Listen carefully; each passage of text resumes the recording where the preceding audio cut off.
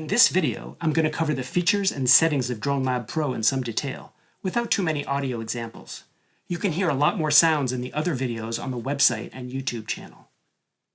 DroneLab Pro creates slowly shifting soundscapes by combining and modulating analog multisamples and sound effects. You can set notes to drone on their own, and you can play along with the Onscreen Keyboard or with a USB MIDI controller. The app can run on its own, or as an AUV3 plugin within a host app. I'll cover most of the features using it in standalone mode, but towards the end of the video, I'll cover some details about using it as a plugin. To get started, just tap the play button. You'll hear the default preset, and the on-screen keyboard is already set to an appropriate scale.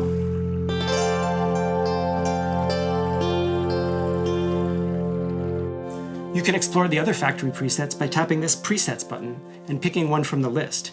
Each factory preset is set to a chord and scale that work well together.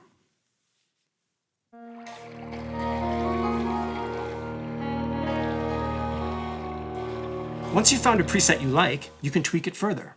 Each sound is made up of 3 parts. A and B work identically and can load any of the included multisamples.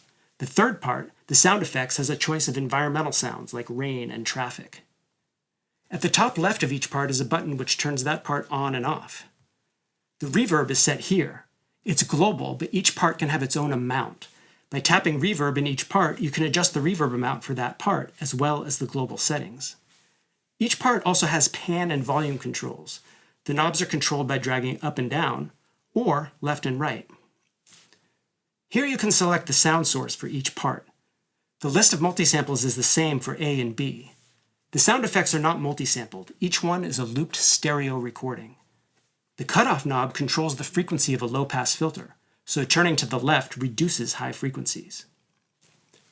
In parts A and B, you can select up to 4 notes which can drone on their own when playback is started. Tapping each note brings up a panel where you can select the note and octave.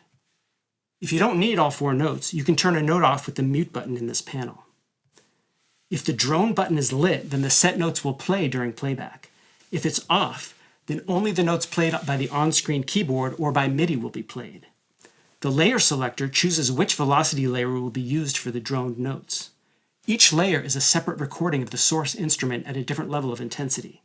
When triggered by a keyboard, the layer is controlled by the velocity of each played note, but when triggered as a droned note, the layer is selected here. In the sound effects part, when the drone light is lit, the sound effects will start and stop with playback. You can also start and stop the sound effects here. The attack control sets how long the sound takes to fade in after it's played, either by a keyboard or by droning when playback is started. At high settings, it may seem the part is not playing any sound unless you play the note for long enough to hear it. Release controls how long a note takes to stop after you release a key or stop playback. The modulation section works the same for all 3 parts. An additional low-pass filter is modulated with the rate and amount set here. When sync is lit, the rate can be selected from a menu which has subdivisions and numbers of beats for the current tempo. The on-screen keyboard at the bottom can be set to play either part A or B. This selector allows you to change the key width from narrow to wide. You can select louder, more intense notes by playing closer to the bottom. The vertical position where you tap controls the volume and velocity layer. However, there's no aftertouch. Once you've started a note, it will continue to play at the same level. These buttons change which part of the instrument's range the on-screen keyboard will play. The app has a 5-octave range, C1 to C6, and won't play notes outside that range. The leftmost button moves to the bottom of the range, the rightmost button to the top of the range, and the inner left and right buttons move 1 key at a time. The keyboard sets the range to the center.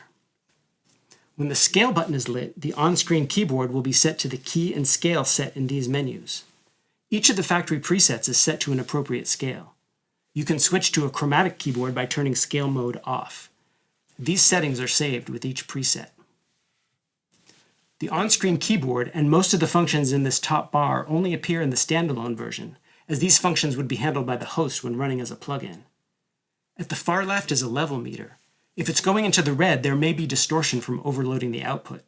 If this happens, you can reduce the volume of each part or the output volume of the master compressor, which I'll discuss in a moment.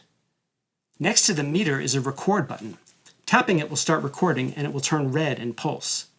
All sounds created within the app will be recorded, but not any sounds from the microphones or from other apps.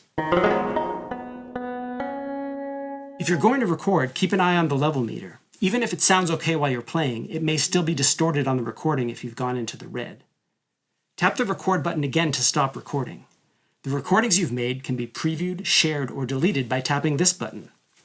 You can also access the recordings from the Files app in the On My iPad section in the DroneLab Pro directory. Here is the master compressor, which controls the dynamic range of the final output. This gain reduction meter shows how much the compressor is affecting the sound. By tapping, you can control the threshold and output level. Lowering the threshold generally causes a compressor to reduce the volume, so there's also a built-in increase in output volume as the threshold is lowered. This volume compensation is not dependent on the sounds that are actually playing, so you still may need to adjust the output level after changing the threshold. Here's where the tempo is set. It affects only the modulation rates, and only when a part is set to sync. When running as a plugin, the host tempo is used. As we saw before, tapping the play button starts playback. Any part with drone lit will start playing. You can set the global tuning here in increments of 1 cent. This setting is saved separately with each preset. The mini keyboard display shows which notes are set to drone and which are being played.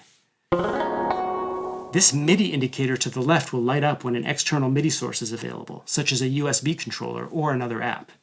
Along the bottom, this bar shows the note range currently set for the Onscreen Keyboard.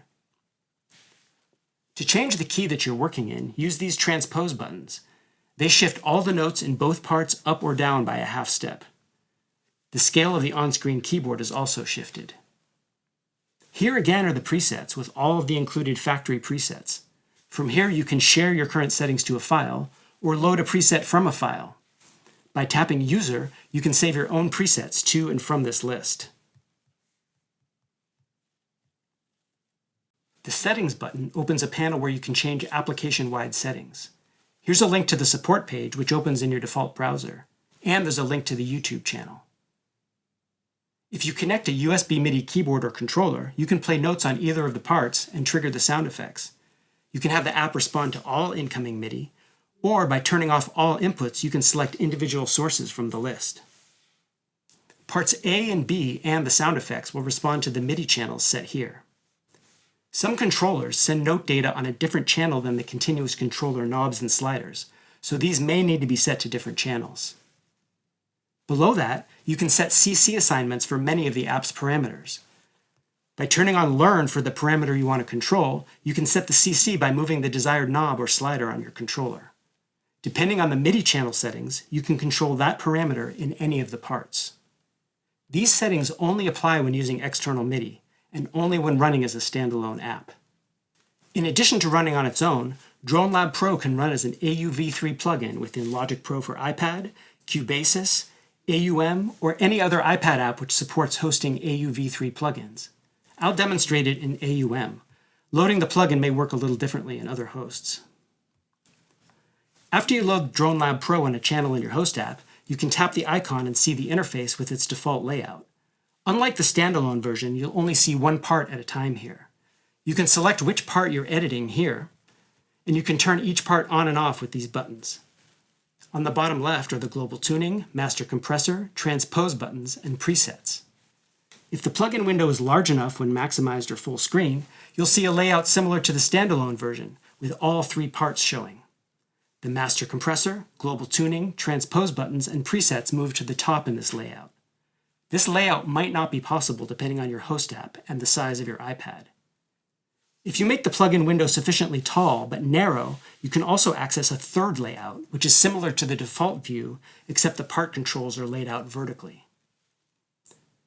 The presets are compatible between the standalone and plugin versions. If you've added presets to the user presets list when running as a standalone app, they will appear here when running as a plugin. And this works both ways. Presets you save here will be available in the standalone version. When running as a plugin, the MIDI channel and CC settings from the standalone version don't apply. In general, you can use the AUV3 host to route MIDI and to automate or assign a MIDI CC to any parameter. When running as a plugin for receiving notes, part A is on MIDI channel 1, part B on MIDI channel 2, and sound effects on channel 3. You can play any note from C1 to C6 to trigger the sound effect. Parameters work differently in different apps. In AUM, you can see all the available parameters here. Choose the parameter you want to control, and then set or learn the appropriate MIDI channel and controller number. So that's pretty much it. You can play around with ideas with the standalone version, and if you find something you want to develop further, you can make a recording or save the preset and load it as a plugin and keep tweaking and combine it with sounds from other apps. You can find out more on the web at dronelab.app and on the DroneLab YouTube channel.